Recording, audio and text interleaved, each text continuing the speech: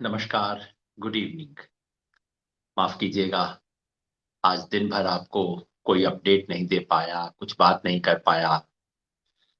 हमारे यहाँ आज वो दिन था जिसमें लोग आते हैं, बैठते हैं। तो सुबह से सुबह जिसे फूल चुगना कहते हैं, फूल चुगने का कार्यक्रम था। पिताजी ने जिंदगी भर कभी कोई कर्मकांड किया नहीं, तो इसलिए फूल चुग के अस्थियां और राख हमने यही गांव में अपने खेत में ही बिखेर दी। वही उनको अच्छा लगता। दिन भर बैठा, बहुत लोग आए। गांव से सब लोग तो आए ही, बाहर से आए, दूर से आए। एक साथी तो बठिंडा से, पंजाब में अबोहर से ड्राइव करते हुए आए। सुबह 9 बजे के चले, शाम को 6-7 बजे पहुंचे। और बस आधे घंटा बैठे और उसके बाद फिर उतनी दूर के लिए रवाना हो गए। कई साथी आए, आंदोलन के साथी आए, पुराने दोस्त आए। सबको नमन, सबको धन्यवाद। कल भी पिताजी की स्मृति में एक बैठक का आयोजन किया गया है, दोपहर 2 से 3:30 तक। उस सब में व्यस्त रहूंगा। और जो शाहजहांपुर बॉर्डर पे जो कल एक्शन का प्लान है, उसमें सम्मिलित नहीं हो पाऊंगा। जैसा आप जानते हैं, आज प्रेस कॉन्फ्रेंस में घोषित किया गया है कि 12 दिन तक हम हरियाणा पुलिस से इंतजार करते रहे कि हमें आगे आने दिया जाए। और आगे जाने की बजाय हरियाणा पुलिस सब तरह से हमारे साथियों को तंग कर रही। इसलिए शाहजहांपुर बॉर्डर में आज शाम को प्रेस कॉन्फ्रेंस करके घोषित किया गया है, हम सब लोगों ने फैसला लिया कि कल जब महाराष्ट्र से एक बड़ा जत्था आ रहा है, तो अब वो जत्था सड़क के एक तरफ सीमित नहीं रह सकता। वो जत्था अब सड़क के दूसरी तरफ भी जाएगा।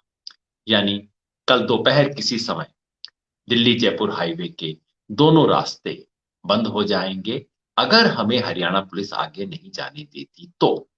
अगर जाने देती है, कुछ ब्लॉक नहीं होगा, हम सीधे दिल्ली की तरफ कूच करेंगे, जो हम करना चाहते थे। लेकिन अगर हरियाणा पुलिस के वही तेवर रहते हैं जो पिछली बार है, वही तैयारी रहती है, वही काम रहते हैं, और अगर फिर वो ब्लॉकेड कर देते हैं, हम अपनी तरफ से कोई हिंसा नहीं करेंगे, किसी किस्म की तोड़फोड़ में नहीं जाएंगे, कोई कन्फ्रंटेशन नहीं करेंगे जैसे पिछली बार किया था। हम वहीं बैठ जाएंगे। कल मैं उसमें शायद शामिल नहीं हो पाऊंगा, क्योंकि पारिवारिक व्यस्तताओं के चलते। मैं क्षमा मांगता हूं। सब चीजें जिंदगी में साथ साथ होती हैं। लेकिन आज जो बात करनी थी मैंने, वो आपसे एक चिट्ठी के बारे में है, क्योंकि सरकार ने एक और चिट्ठी भेज दी। देखिए कितनी जल्दी जल्दी सरकार चिट्ठियां लिख रही है। जितनी जल्दी चिट्ठियां लिखती है, अगर सरकार उतनी जल्दी किसानों की दुख तकलीफ दूर करने के लिए कुछ काम करती, तो क्या बात होती। चिट्ठी है फिर वही सरकार के जो ज्वाइंट सेक्रेटरी हैं, जिनको कल हमने चिट्ठी, तो कल हमने चिट्ठी लिखी। और देखिए, आज हमें जवाब आ गया। देश के किसान सोचते होंगे कि काश मेरे भी दुख तकलीफ, मेरे कंप्लेंट्स, मेरी शिकायतों के जवाब भी इतना जल्दी आ जाए। खैर, एक चिट्ठी, क्योंकि ये चिट्ठी नहीं है, ये जो चिट्ठी डिप्लोमेसी चल रही है ना, दनादन सरकार चिट्ठियां दाग रही। क्या सरकार को इतना चिट्ठी लिखने का शौक है, या कि इन चिट्ठियों का इरादा कुछ और है? मेरी समझ से ये चिट्ठी सिर्फ एक चाल है। और चाल क्या है? गेंद किसान के पाले में रहे, हमारी तरफ बॉल नहीं आए, जैसे ही बॉल आए दिमाग से उस तरफ कर। खेल क्या है? ये दिखाते रहो कि हम बातचीत में दिलचस्पी रखते हैं, बातचीत हमें करनी नहीं, किसानों की एक बात सुननी नहीं, जो उनकी बात है उसके ऊपर कुछ करना नहीं। बस ये आभास देना है कि हम किसानों से बात करने के लिए तैयार हैं, बस आप बात नहीं कर रहे, आप बताइए, हम सब कुछ करने को तैयार हैं। तो चिट्ठी के अंदर वो सब पैतरे हैं। बड़ी सुंदर सुंदर बातें लिखी गई हैं कि देश के स्थापित किसान संगठनों एवं किसानों की आदरपूर्व बात सुनना सरकार का दायित्व है, सरकार इससे इनकार नहीं कर सकती है। अरे अगर आप यही मानते होते, तो किसानों के ऊपर आंसू गैस चलाते, उनके ऊपर ये सब करते। और अगर आप आदर पूर्वक बात सुनते, तो सिर्फ आदर पूर्वक शब्दों का प्रयोग करना जरूरी नहीं होता, उसमें सुनना भी होता है। खैर, सरकार कहती है बहुत सम्मानजनक तरीके से, खुले मौन से हम दौर से बात की है, इत्यादि इत्यादि। चिट्ठी के अंदर चार झूठ है, चार चालाकियां हैं, चार खेल हैं। पहले कहते हैं, आपके द्वारा सरकार के लिखित प्रस्ताव के संबंध में आपत्ति की गई है, क्योंकि चिट्ठी में हमने लिखा था कि आपने चिट्ठी में हमने मूलतः कल क्या कहा था? हमने कहा था कि 5 तारीख को हमारी आपसे बात हुई। आपने हमें कुछ मौखिक रूप से कहा कि हम ये संशोधन कर देंगे। हमने कहा कि हमें संशोधन नहीं चाहिए। हमने कहा कि हमें इन कानूनों को निरस्त करवाना है। तो आपने कहा अच्छा निरस्त करवाना है, फिर तो हमें ऊपर जाना पड़ेगा, ऊपर बात करनी पड़ेगी। हमने कहा आप बात कर लीजिए और आप हमें लिखित रूप में बताइए। तो इन्होंने कहा ठीक है, हम ऊपर बात करके आपको लिखित रूप में एक ठोस प्रस्ताव पेश करेंगे। 9 तारीख को फिर उन्होंने एग्जैक्टली वही चीज हमारे हाथ में पकड़ा दी जो कि 5 तारीख को इन्होंने जबानी बोली थी। हमने कहा ये क्या हुआ? और कल की चिट्ठी में हमने ये बताने के बाद कि आपने तो खाली दोहराया है, कोई नई बात तो आपने कही नहीं, उसका जिक्र भी नहीं है इस चिट्ठी के अंदर। ये बात कि दरअसल सिर्फ दोहरा रहे हैं, आप कोई नया प्रपोजल नहीं दे रहे, उसके ऊपर कोई जवाब नहीं है, कोई जिक्र तक नहीं है। हमने कहा कि अब आप कोई ठोस प्रस्ताव लेके आइए, लिखित में ठोस प्रस्ताव लेके आइए, हम बात करेंगे। उसका जिक्र भी नहीं है। जो हमारी चिट्ठी का सबसे महत्वपूर्ण ऑपरेशनल पंक्ति थी कि सरकार अगर अपनी तरफ से पुराने संशोधनों के बेकार प्रस्तावों को दोहराने की बजाय अगर कोई नया लिखित प्रस्ताव लेकर आती है तो हम उस पर बातचीत करने को एकदम तैयार है। सरकार पलट के उसका जिक्र भी नहीं करती है, उसका कोई आंसर नहीं दिया गया इस चिट्ठी में। इन बातों का उत्तर दिया है। हमने चिट्ठी में कहा था कि आपके वैसे जो प्रपोजल आए थे ना, उसमें एसेंशियल कमोडिटीज एक्ट के बारे में तो कोई प्रपोजल ही नहीं था। क्यों कहा था? क्योंकि अडानी जी वाला है प्रपोजल। एसेंशियल कमोडिटीज एक्ट में जो कुछ परिवर्तन है अडानी को फायदा पहुंचाने के लिए, तो हमने पूछा था कि क्या हुआ उसके बारे में कोई आपने नहीं कहा, सब चीजों के बारे में प्रपोजल दिए। अब देखिए उसका जवाब क्या है। आपके द्वारा सरकार के लिखित प्रस्ताव के संबंध में यह आपत्ति की गई है कि आवश्यक वस्तु अधिनियम के संशोधन का कोई प्रस्ताव नहीं दिया गया है। अधिनियम के संशोधन का कोई प्रस्ताव नहीं दिया गया। नहीं जी, हमने संशोधन का प्रस्ताव नहीं मांगा था। हमने याद दिलाया था कि बाकी सब चीजों का प्रस्ताव आपने किया है, इसी पे चुप क्यों हो गए थे आप?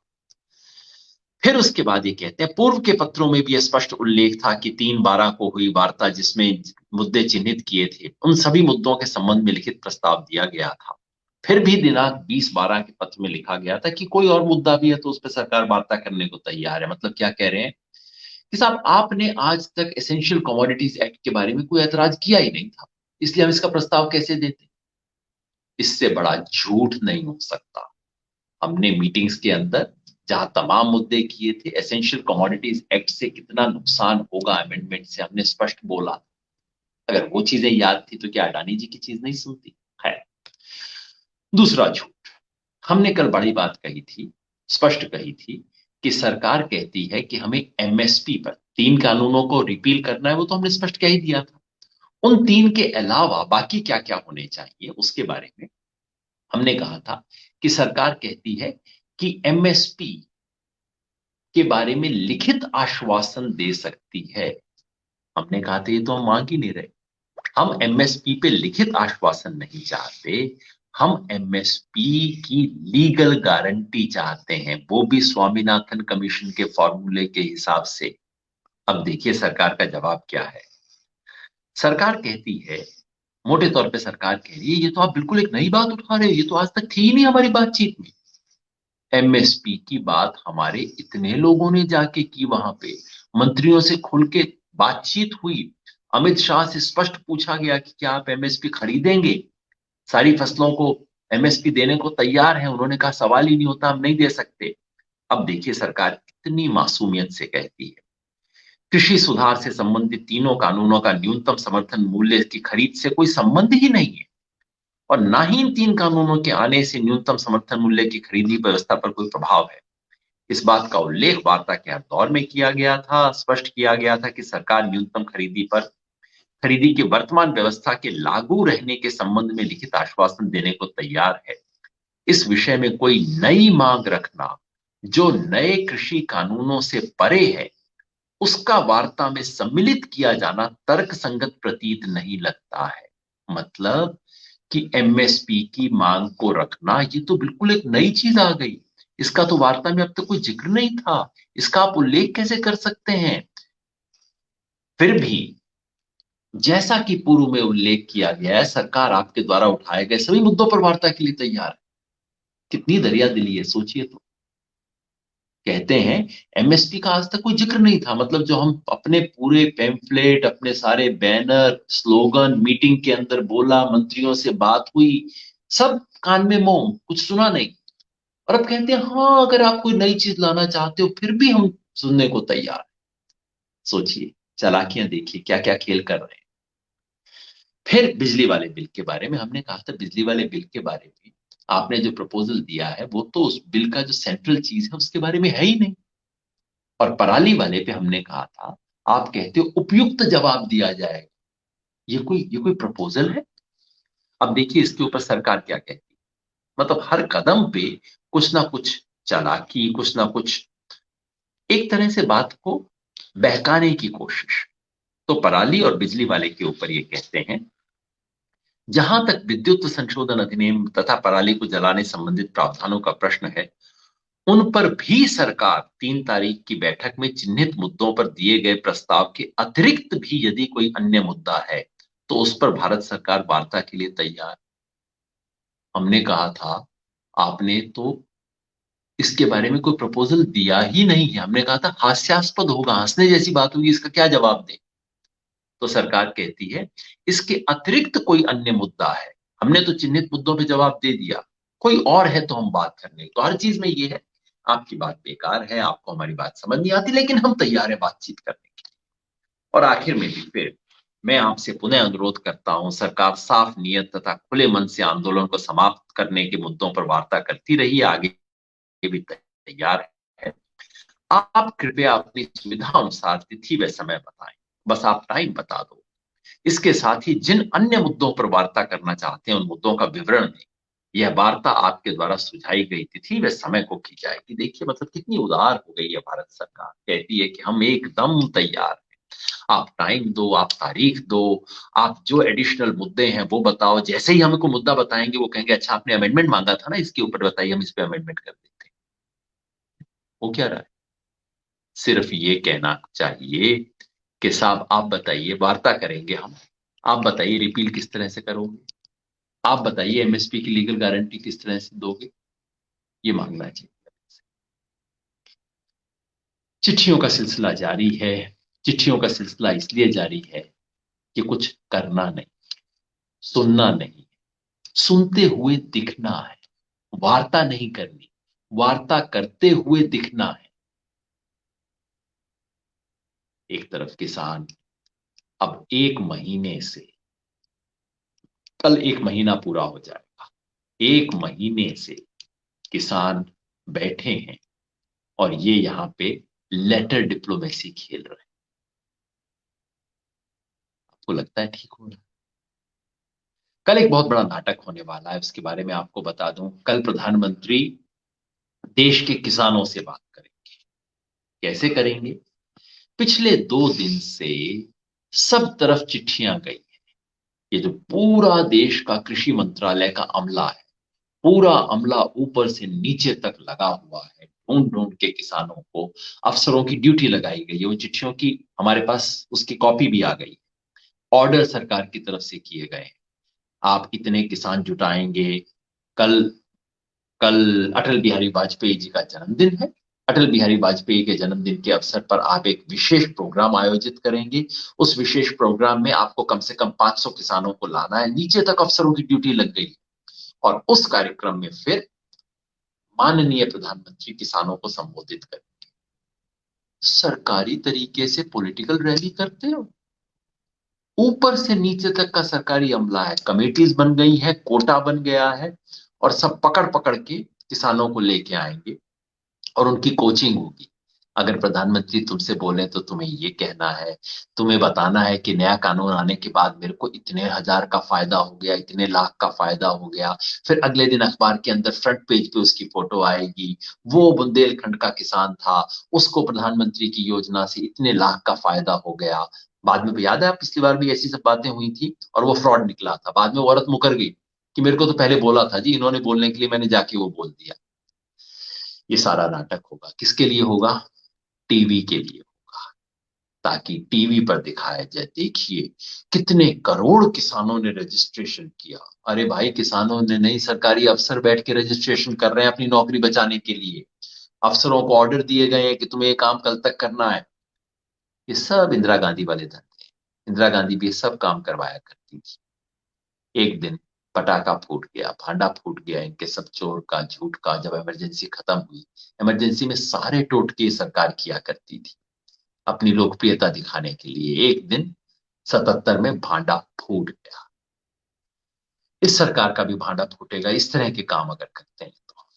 कल कितने किसान आएंगे, टीवी पे तो जरूर होगा।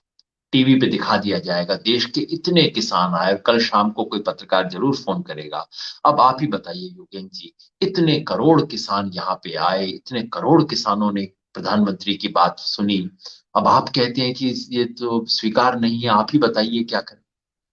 अगर सच्चे पत्रकार हो ना इस देश में, तो जाके देखेंगे कि ये जो किसान कल घेर घेर के लाए जाते हैं, इन्हें कौन घेर के लाया, क्या धमका के लाया, क्या फुसला के लाया। जो प्रधानमंत्री से बात करते हैं, उनके घर जाके इंटरव्यू होना चाहिए कि अच्छा कौन बोल के लाया था, क्या बोल के लाया था, किसने पट्टी पढ़ाई थी, क्या डायलॉग दिए थे।